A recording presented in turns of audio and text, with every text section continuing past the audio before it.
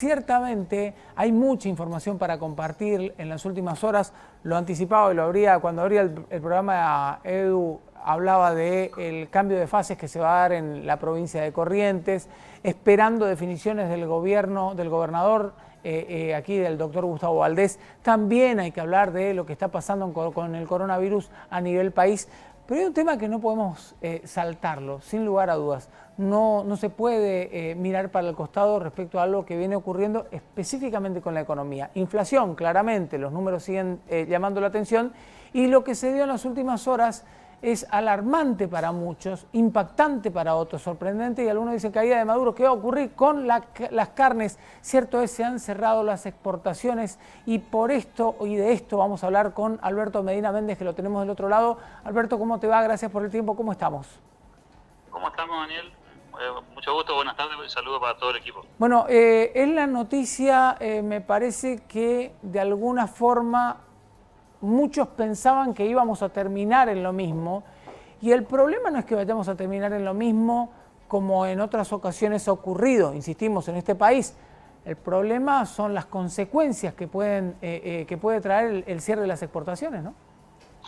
Sí, a ver, para que la gente también vaya recordando cómo fue esta historia, ¿no? Argentina varias veces ocupó esta herramienta de suspender las exportaciones de carne en la búsqueda de que ese mecanismo haga bajar el precio interno de la carne y por lo tanto haga que para los argentinos sea más barato consumir carne, que sabemos que es todo un tema simbólico y te diría que hasta cultural en Argentina. ¿La herramienta no sirve, perdón? ¿La herramienta como tal no sirve? La herramienta sirve en el cortísimo plazo. Es decir, puede ser que durante algunas semanas gente que ya tenía compromiso con esto pudiera volcarlo al mercado interno, pero el problema son las consecuencias que trae. Primero, que no resuelve el problema de fondo, ¿no? O sea, el precio internacional, porque Argentina es productor de carne y exporta, es un exportador nato, digamos, más allá de que también sabemos que los cortes que se exportan no son los cortes que se consumen internamente, no son exactamente los mismos. Con lo cual, a mí me parece toda una puesta en escena que no tiene finalmente consecuencias relevantes para la sociedad, que hace aparecer al gobierno como intentando hacer algo para que la cosa mejore, pero tiene consecuencias negativas afuera gigantescas. Vos imaginate este escenario: un compromiso de un exportador argentino que tiene que enviar carne al extranjero porque ya hizo un pacto comercial con un cliente que le va a comprar una cantidad X de toneladas de carne. La noticia es que Argentina durante 30 días no le va a mandar la carne. ¿Vos qué pensás que hace ese comprador? Bueno, una alternativa es desistir de la compra que hizo. Seguro. Pero lo que seguro que va a hacer es que la próxima vez no te va a comprar a Claro, vos. va a buscar otro, va a buscar a quién comprarle, ¿no?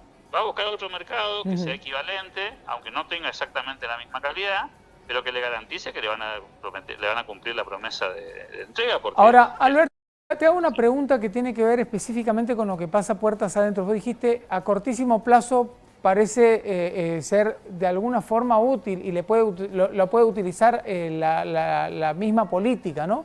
El sistema político, pero lo cierto es que no va a cambiar esta realidad. No, ahora, no va a cambiar. No va a cambiar porque es un problema de oferta y demanda. ¿Quién le pone el precio a la carne verdaderamente? A ver, hay un precio internacional de la carne, esto es oferta y demanda pura, digamos. Sí. Hay gente que consume carne y cada vez hay más gente en el mundo que consume carne, dicho sea de paso. Y nosotros somos exportadores netos de carne, es decir, consumimos una parte y el resto la exportamos. Por lo tanto, el precio lo termina poniendo el mercado internacional. Es decir, no es que hay un jugador en Argentina que decide cuánto vale el kilo de carne. Yo te pregunto esto desconociendo la realidad, pero sí guiándome por algunas cositas que escuché en los últimos días y en las últimas horas, y gente que se pregunta, dice, ¿cómo puede ser que si la carne llega a un precio determinado de 100 y pico de pesos en el mercado de Liniers, al público en la góndola el precio, el mismo producto que está a 100 y pico de mangos, una vez que llega a las góndolas, alcanza 500, 600, 700 pesos? Y creo que por ahí la gran pregunta que se puede terminar haciendo el consumidor de carne, ¿no? Pero yo creo que ahí también hay una simplificación porque, lo voy a poner en términos burdos, pero para que se entienda, sale 100 pesos en el mercado lineal, anda a buscarlo al mercado lineal. Es decir, ¿cómo haces vos para juntarte con un trozo de carne o con un frasco de mayonesa? El productor es una parte de la cadena, una parte importante, por cierto, pero no es la única, ni siquiera la más importante. Para que llegue al consumidor tienen que pasar muchas cosas en el camino. Es decir, tiene que llegar el producto hasta acá, hay un distribuidor, hay un comercializador, es decir, hay un señor que tiene un supermercado, hay un señor que tiene un mayorista, hay un señor que tiene un transporte, y ninguno de esos trabaja gratis, digamos. Ninguno te va a traer el kilo de carne desde Liniers hasta Corrientes, ni ninguno de ellos te lo va a poner en la góndola, ni ninguno de ellos le va a pagar al carnicero para que te lo den a vos al mismo precio que en Liniers. Sería bastante ridículo pensar que eso puede ser así. Y alguien dirá, bueno, pero tanta diferencia. Bueno, hay que acordarse que también hay impuestos, por si a alguno se le perdió esa variable arriba de la mesa. El 21% se lo lleva el impuesto al valor agregado en la Argentina, lamentablemente, de casi todos los productos, diría yo.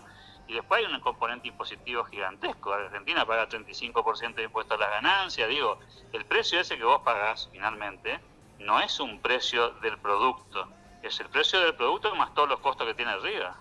Entonces el producto sale capaz que a 100 pesos, pero finalmente vos tenés todo el tramo siguiente de la comercialización, que es el mismo que tenés para una bujía, Daniel, que es lo mismo que tenés para una pecera, o el mismo que tenés para comprar un micrófono para el canal. Claro. Es decir, no es que el fabricante se lleva el 80% del precio y la cadena de comercialización se lleva mucho menos. ¿Cuánto pensaba que gana el supermercadista que vende el kilo de carne? Y se debe llevar un 6, un 7% del valor de la mercadería, no mucho más que eso. Pero alguien le vende a él, ¿no? Volviendo a las exportaciones y a este cierre, está claro que, como bien decías, e insistimos con esto, la medida es solamente un paliativo, si se quiere, ¿no?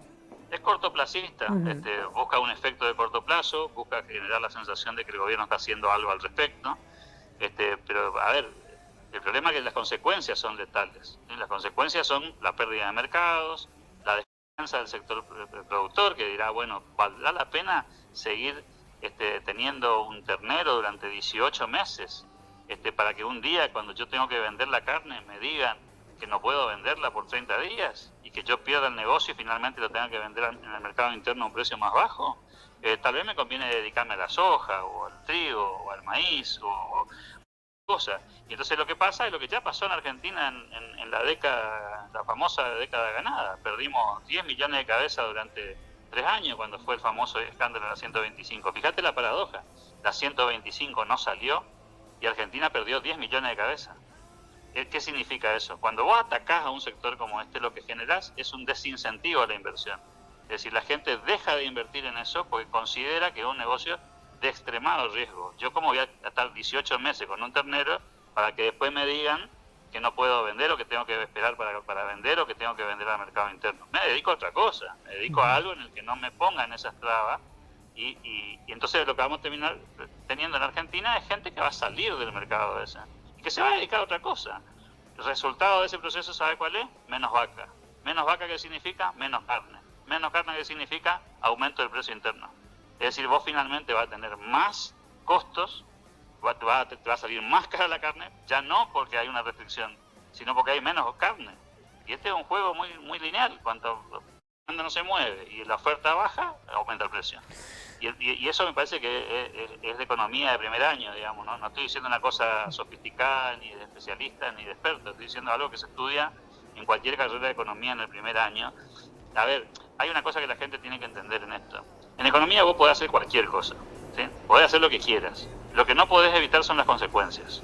Entonces, se puede hacer cualquier cosa, pero si este tipo de cosas funcionara, vos te imaginás cómo sería fácil nuestra vida, claro, ¿no? Claro. Suspendemos las exportaciones de esto y baja el precio, suspendemos las exportaciones de esto y baja el precio, hacemos tal otra cosa y conseguimos resultados positivos. La economía sería un juego de niños. Un tipo en un tablero subiría y bajaría los botones como se le ocurre y los resultados serían fabulosos. Bueno, esto no es lo que dice la evidencia empírica, porque las consecuencias de hacer esa movida después las terminás pagando, porque desincentivás a los que invierten, que se salen del sistema y dicen, bueno, este no es mi negocio, me dedico a otra cosa.